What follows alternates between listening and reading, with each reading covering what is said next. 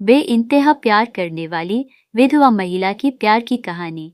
दोस्तों, मेरा पूरा नाम शिवानी ठाकुर है। मेरा जन्म सन 2000 में हुआ और अब तक मैं 24 वर्ष की हो गई थी। मैं मूल रूप से कानपुर के ओरैया गांव से हूँ। मेरे बढ़ते उम्र को देखते हुए मेरे माँ बाप ने अच्छा सा लड़का देखकर मेरी शादी पास के शहर के ठाकुर परिवार में करा दिया। मैं इस शादी से बहुत प्रसन्न थी क्योंकि पति मुझे अच्छे मिले थे और परिवार भी अच्छा मिल गया था। धीरे धीरे समय बीतता चला गया।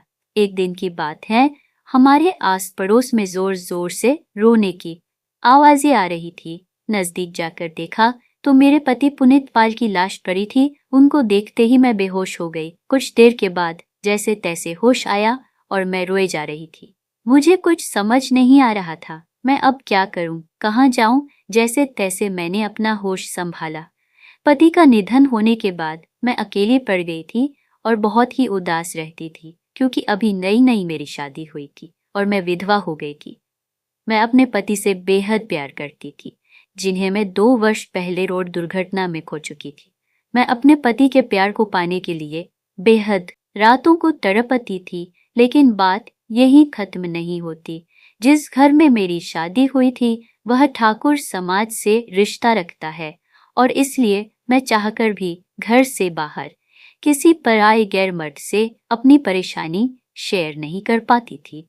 इसी तरह देखते ही देखते कुछ दिन और बीत गया। उसी घर में मेरे परिवार के सदस्यों में मेरी छोटी ननद और 2 जवान देवर रहते थे, जिनकी उम्र 22 और 19 साल की थी। यह देखकर मुझे बिल्कुल रहा नहीं जाता था क्योंकि मेरी उम्र अब तक 26 वर्ष से अधिक हो रही थी। मेरा देवर, जिसकी उम्र 22 वर्षीय था, उसका नाम राजपाल था और दूसरा देवर जिसका नाम रामपाल था। और राजपाल मुझे बहुत पसंद था क्योंकि मुझे ऐसा लगता था राजपाल मेरी उन सभी ज़रूरतों को पूरा कर सकता है जिसके लिए मैं अंदर से टूट रही थी। और मुझे एक असली मर्द की बेहद ज़रूरत भी थी जो मेरी इस प्यास को बुझा सके। इसलिए मैं अंदर से अपने देवर राजपाल में अपनी उन सभी खुशियों को तलाशती। एक रात मुझे अपने पति पुनीत पाल की याद ज्यादा सताने लगी। मुझे वो सब कुछ महसूस हो रहा था जैसा मुझे मेरे पति पुनीत पाल रात में किया करते थे। मैं उन पलों को भुला नहीं पा रही थी और मैं जोर जोर से तड़पने लगी। मेरे मुंह से कराने की आवाज आ रही थी। आवाज इतनी मधुर थी कि तभी अचानक से मेरे 22 वर्षीय देवर राजपाल ने मुझे मेरे कमरे में ऐसा करते देख लिया। मैंने जैसे ही राजपाल को देखा मेरे होश उड़ गए। मैंने पूछा, तुम यहाँ क्या कर रहे हो? ऐसा बोलकर मैंने वहां से अपने देवर राजपाल को भगा दिया। अगली सुबह जब हुई तब अचानक से न जाने मुझे क्या हो गया। मैं अपने सारे विधवा सफेद वस्त्र को उतारकर बाथरूम में नहाने चली गई और नहाकर बहुत सारा मेकअप किया और मैंने अपनी गाढ़ी पिंक गुलाबी साड़ी पहनी जिसका रंग बहुत गहरा था और चली गई रसोई घर में सुबह का नाश्ता बनाने क्योंकि सभी को अपने जॉब पर जल्दी जाना था। मैं नाश्ता बना ही रही थी कि तभी अचानक से राजपाल, मेरा देवर, मेरे पीछे आकर खड़ा हो गया और वो मेरे पिछले वाले हिस्से पर टच करने लगा। मैं अपने आप को संभाल नहीं पाई और मेरी सांसें बहुत जोर से ऊपर नीचे चलने लगी और बोलने लगी, आप ऐसा क्यों कर रहे हो? मैंने बोला, देवर जी, आपको ऐसा नहीं करना चाहिए, यह पाप है। मैं बोलने लगी, तुम्हारे भैया को मरे 2 वर्ष से ऊपर हो गए हैं और मैं अभी तक तुम्हारे भैया की याद में परेशान हूँ। मेरी परेशानी को कोई समझने वाला नहीं है। क्या तुम मेरे अंदर की गर्मी शांत करने में मेरी मदद करोगे? बस इतना ही कहते मेरे देवर राजपाल ने तुरंत कहा, हाँ भाभी, मैं हूं ना, आप भैया की बिल्कुल भी चिंता मत करो। आप जो कहोगी मैं आपको वैसा ही प्यार दूंगा जैसा आपको चाहिए, बल्कि उनसे भी ज्यादा।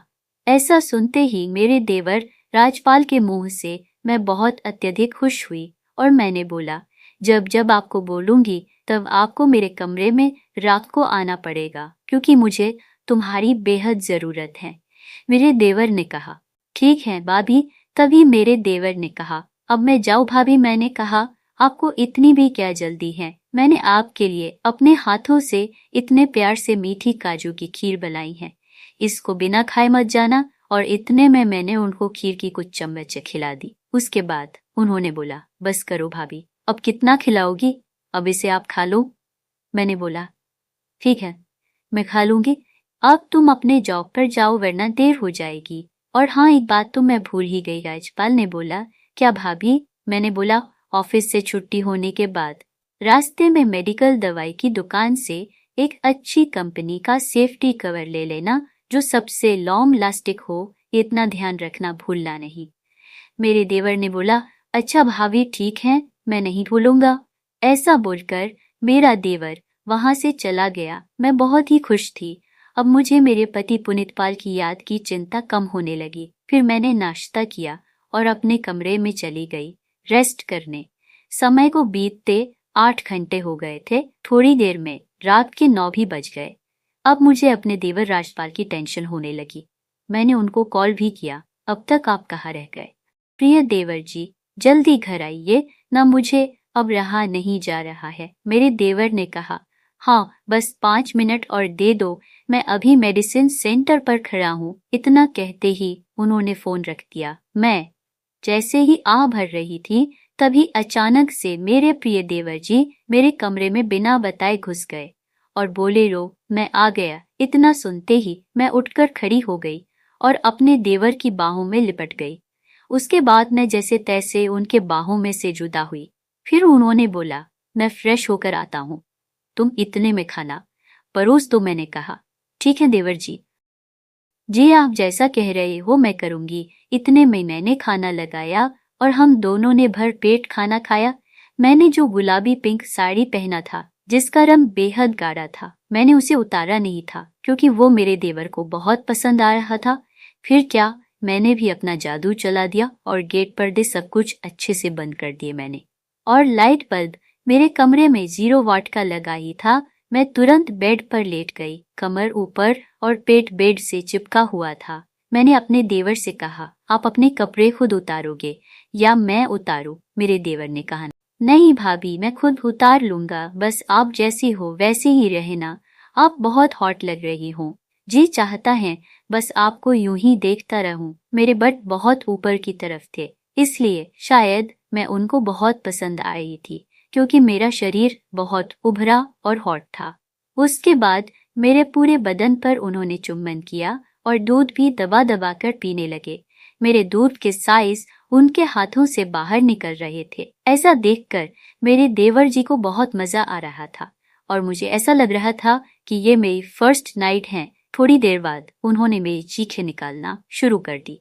मेरे पूरे कमरे में शोर गूंज रही थी।